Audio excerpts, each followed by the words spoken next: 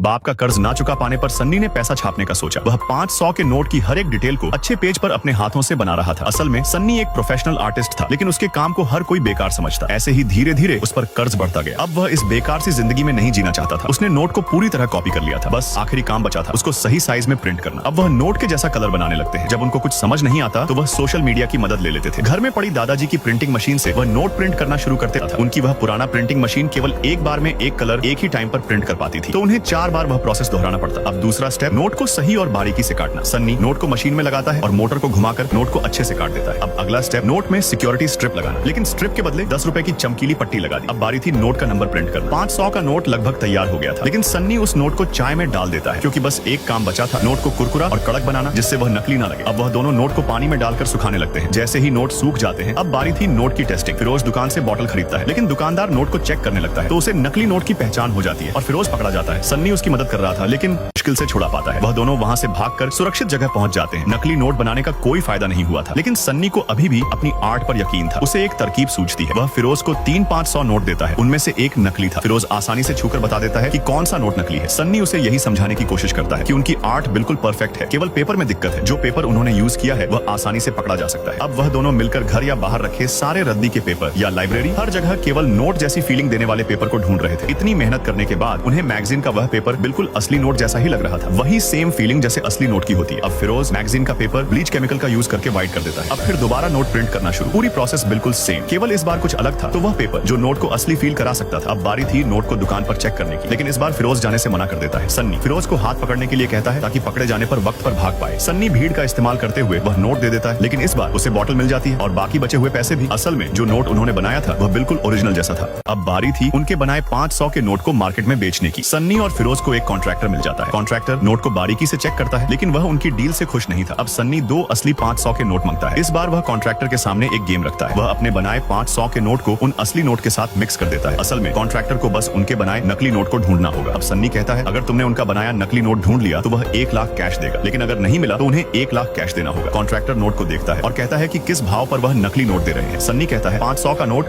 200 में। अगर 10 लाख का मिनिमम ऑर्डर होता है तो तभी कॉन्ट्रैक्टर 150 में देने को बोलता है, और उसे 2 करोड़ के नोट चाहिए थे। सन्नी उस डील को मान जाता है, लेकिन दिक्कत थी, तो 2 करोड़ रुपए कैसे छापना होगा। उसके पास जो प्रिंटिंग मशीन थी उससे सालों लग जाएंगे। सन्नी कुछ सोच ही रहा था, लेकिन तभी उसके बनाए हुए नकली नोट की कॉपी उसके चाचा देख लेते हैं। सन्नी अपने चच्चू को समझाने की कोशिश करता है, लेकिन चाचा उससे कहते हैं कि पुलिस को तो छोड़ो, तुम्हारे नाना जी तुम्हें मार देंगे अगर उन्हें पता चला तो। वह कहता है कि उनकी आर्ट की इस दुनिया ने कोई इज्जत नहीं की। अब दुनिया को नहीं बल्कि उन्हें अपनी आर्ट की जरूरत है। वह जेब से अपना नकली नोट निकालकर अपने चाचा के सामने रखता है। वह नोट को देखते हैं, फिर उससे पूछते हैं कि यह नोट नकली है क्या। सन्नी कहता है आर्ट। अब वह उस नोट की लाइव टेस्टिंग कराने के लिए एक रेस्टोरेंट में जाता है। फिर वही नोट वेटर को दे देता है और अपने चाचा को उस वेटर को देखने के लिए बोलता है। वेटर बाकी बचे पैसे लौटाता है, लेकिन सन्नी वेटर को चेंज रखने को बोलता है। अब चाचा को पूरी तरह यकीन हो गया था। वह सन्नी को बता देते हैं कि अगर ज्यादा नोट कम समय में छापने हैं तो कौन सी मशीन लगेगी और कौन सी इंक यूज करनी होगी। अब सन्नी की वह प्रॉब्लम भी धीरे धीरे सॉल्व होने लगती है, लेकिन दूसरी प्रॉब्लम थी, मशीनों को खरीदने के लिए पैसा चाहिए था और जो नोट वह प्रिंट करते थे उसमें बहुत टाइम लगेगा। तो फिरोज और सन्नी मेहताजी के घर लोन लेने चले जाते हैं। वह मेहताजी 2 महीने का टाइम और 20% इंटरेस्ट लेने को बोलता है, लेकिन सन्नी मान जाता है। अब खाली उनको पैसे छाप कर कॉन्ट्रैक्टर को देने थे। अब उन नई मशीनों से पैसा छापना बिल्कुल आसान हो गया था। लाखों पैसे घंटे में छप जाते थे। ऐसे करते करते सन्नी ने केवल 7 दिन में 2 करोड़ छाप लिए थे। कॉन्ट्रैक्टर 2 करोड़ रुपए देकर बदले में असली 2000 के 65 लाख रुपए ले लेता है।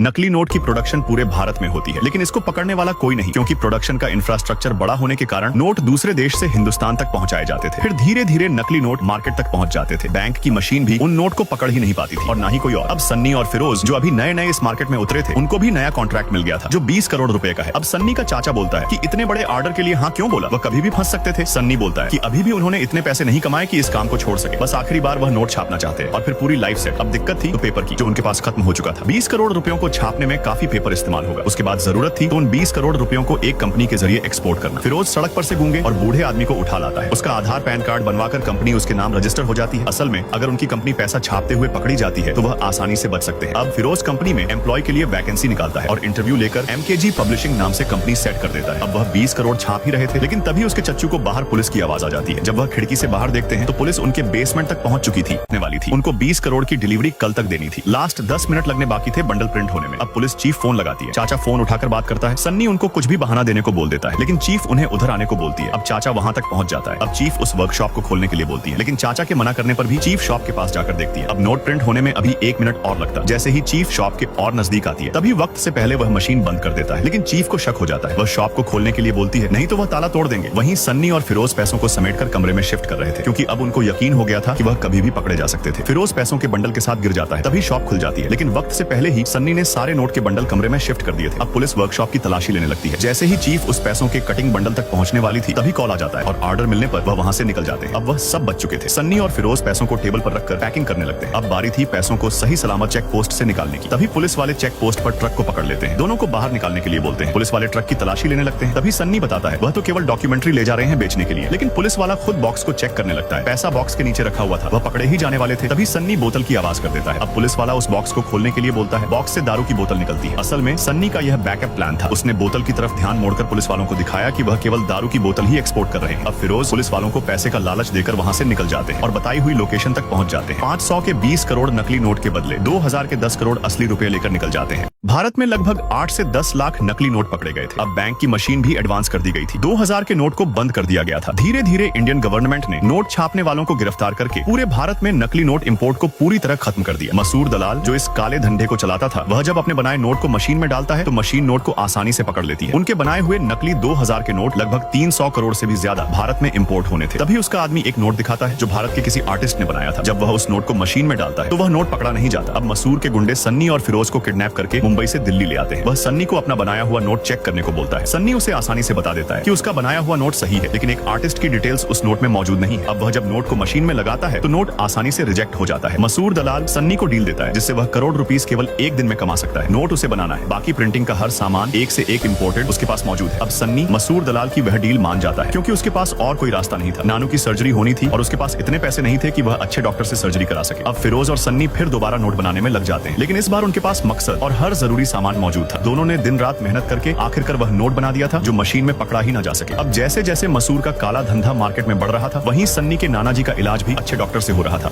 इस बार भारत के मुंबई शहर में 12,000 करोड़ नकली रुपए इंपोर्ट होने वाले थे। असल में जो भी प्लानिंग पुलिस कर रही थी, उसकी हर खबर सन्नी और फिरोज तक पहुंच रही थी, क्योंकि सन्नी ने मेघा का सेल फोन हैक कर लिया था जो पुलिस कॉप्स से जुड़ी हुई थी। पुलिस हेड को शक होने पर मेघा का फोन चेक करता है, लेकिन उसे कुछ नहीं पता चल पाता। वहीं सन्नी भी 12,000 करोड़ रुपए को उस रूट से निकालने की प्लानिंग करता है, जहां से पुलिस कॉप्स को पता ही न चल पाए। अब पुलिस एक ट्रक को पकड़ लेती है जो नागालैंड बॉर्डर से होते हुए 6 करोड़ नकली रुपए इंपोर्ट हो रहे थे। वहीं तमिलनाडु में भी 5 करोड़ पकड़े जा चुके थे। ऐसे ही मुंबई एयरपोर्ट पर भी 4 करोड़ नकली नोट पकड़े गए थे। मेघा पुलिस हेड को समझाती है मंसूर केवल उन सबको गुमराह कर रहा है। वह अपने पुराने स्टॉक का इस्तेमाल करके 12,000 करोड़ रुपए किसी दूसरी जगह से निकाल ले जाएगा और उनको कुछ पता नहीं चल पाएगा। पुलिस चीफ मिनिस्टर से और बैकअप फाइनर्स की डिमांड करता है, लेकिन मिनिस्टर के मना करने पर वह कुछ नहीं कर पाते। वहीं सन्नी और फिरोज वेस्टर्न कोस्ट से होते हुए सारा पैसा समुद्र में उतार कर छुपा देते हैं और उस शिप को किसी दूसरी जगह बीच पर रोक देते हैं, जिससे पुलिस कॉप्स को शक होने पे उधर पहुंच जाए और सही समय आने पर पैसा जिस जगह छुपाया थे वहां से लेकर निकल जाते हैं। असल में ये पूरा प्लान सन्नी का था। ऐसे करके उन्होंने पूरे 12,000 करोड़ रुपए पुलिस की नाक के नीचे से निकाल लिया था। अब उनकी लाइफ किसी रईस आदमी से कम नहीं थी। फिरोज ने नई गाड़ी जो लगभग 2 करोड़ की कीमत थी खरीद ली। उनकी फर्जी कंपनी से सारा ब्लैक मनी व्हाइट मनी में बदल रहा था। सन्नी ने मुंबई का सबसे महंगा फ्लैट खरीद लिया था। उसी के बगल में फिरोज ने भी अपना फ्लैट लिया था। दोनों के पास लगभग 100 करोड़ से भी ज्यादा की प्रॉपर्टी थी। वह मिडिल क्लास से हाई क्लास में आ चुके थे। वहीं पुलिस चीफ भी मिनिस्टर से बात कर रहा था कि पता नहीं कैसे 12,000 करोड़ फर्जी रुपए इंडिया में आ चुके थे। असली नोट को केवल जलाकर ही पहचान सकते थे। फर्जी नोट इतना परफेक्ट था कि बैंक की मशीन भी ना पकड़ पाए। अब सन्नी के चाचा उसे आखिरी बार समझाने आए थे, क्योंकि वही जानते थे कि सन्नी जो भी कर रहा है वह क्राइम है। चाचा कहते हैं कि सन्नी तुम जो भी कर रहे हो अब रुक जाओ, क्योंकि जितना इंसान आसमान में उड़ता है किसी न किसी दिन उसे जमीन पर उतरना ही होता है। अब केवल एक दिक्कत थी, जो 12,000 करोड़ का स्टॉक था उसे मार्केट में उतारना। धीरे धीरे सारे नोट पैक होकर रेस्टोरेंट, होटल या बिजनेसमैन तक पहुंच गए थे, लेकिन अभी भी 11,000 करोड़ मार्केट तक पहुंचाना बाकी था, जिसमें बहुत टाइम लगने वाला था। वहीं मेघा को फर्जी नोट का एक एरर पता चल जाता है। असल में सन्नी जब नोट को प्रिंट करता है तो वह अपना artist tag letter S note में छोड़ता था, जिससे वह पुलिस को इनडायरेक्ट धमकी देता है, नोट को पकड़ सको तो पकड़ लो। अब मुंबई शहर का एक MLA 20 करोड़ नकली फर्जी नोट के साथ पकड़ा गया था। पुलिस चीफ केवल उस फर्जी नोट को बनाने वाले आर्टिस्ट का नाम जानना चाहती थी। इसके बदले हर केस जो मिनिस्टर पर लगा था वह हट जाएगा। अब सन्नी और फिरोज टीवी पर न्यूज देख रहे थे कि नकली करेंसी को खत्म करने के लिए पुलिस और गवर्नमेंट बहुत सख्त कर दी गई है। वहीं प्राइम मिनिस्टर भी पुलिस कॉप हेड के सामने हाथ जोड़ता है और इस फेक करेंसी वाली प्रॉब्लम को जल्द से जल्द सॉल्व करने को बोलता है। लेकिन इस बार मेघा को सन्नी पर शक होने पर वह सन्नी के मोबाइल को हैक कर लेती है। इस बार जो भी सन्नी डील कर रहा था सब पुलिस ट्रेस कर रही थी। सन्नी को कुछ पता ही नहीं था कि उसकी लवर इस बार उसे फंसा रही है। इस बार सन्नी स्टॉक के 1000 करोड़ निकालने की कोशिश करता है, लेकिन पुलिस को उनके हर प्लान की खबर थी। सन्नी और फिरोज जैसे तैसे वहाँ से निकल जाते हैं, लेकिन पुलिस अभी भी उनके पीछे थी। सन्नी फिरोज को पैसा उड़ाने को बोलता है। फिरोज गाड़ी से पैसे फेंक रहा था। जैसे ही गाड़ी से पैसे बाहर बिखरने लगते हैं, लोग अपनी गाड़ियों से निकलकर पैसा बटोरने लगते हैं। असल में सन्नी का प्लान काम कर रहा था। लोगों की वजह से ट्रैफिक जाम लग चुका था, जिससे पुलिस उस जाम में सन्नी और फिरोज को ढूंढ ही नहीं पा रही थी। लेकिन तभी गाड़ी के सामने एक ट्रक आ जाता है और पूरी गाड़ी पलट जाती है। सन्नी और फिरोज शर्ट उतारकर भीड़ की मदद से निकल जाते हैं और पुलिस उन्हें पकड़ नहीं पाती। अब चीफ प्राइम मिनिस्टर से बात करके इस काले धंधे के बॉस मंसूर को पकड़ने का प्लान बताता है। न्यूज में केवल मसूर दलाल की बात चल रही थी। पूरा भारत मंसूर को टेररिस्ट साबित कर चुका था। असल में जो ट्रैकर सन्नी ने मेघा के फोन से हटा दिया था, जिससे उन्हें पुलिस के आने का पता नहीं चलता। अब पुलिस चीफ ने उन दोनों का चेहरा देख लिया था। पुलिस कभी भी उनका दरवाजा खटखटा सकती थी। अब मंसूर, सन्नी और फिरोज दोनों को खत्म करने का ऑर्डर दे देता है। वहीं दूसरी तरफ पुलिस सन्नी का स्केच ड्रा कर रही है। सन्नी को पता चल जाता है कि मंसूर उसको खत्म करवाने वाला है। अब सन्नी फिरोज को उधर से जाने के लिए बोलता है, लेकिन फिरोज सन्नी को अकेला नहीं छोड़ सकता था। तभी सन्नी के दोस्त उधर सही वक्त पर पहुंच जाते हैं और उनकी गाड़ी को पंचर करके वहां से सन्नी और फिरोज निकल जाते हैं। अब सन्नी सीधा मसूर के बेसमेंट पहुंचकर उसके आदमियों को खत्म करके पैसों के बंडल तक पहुंच जाता है और मंसूर के सामने वीडियो कॉल में ही पूरे 1000 करोड़ पर पेट्रोल डालकर आग लगा देता है। पूरे 1000 करोड़ सन्नी के गुस्से की आग में जल रहे थे।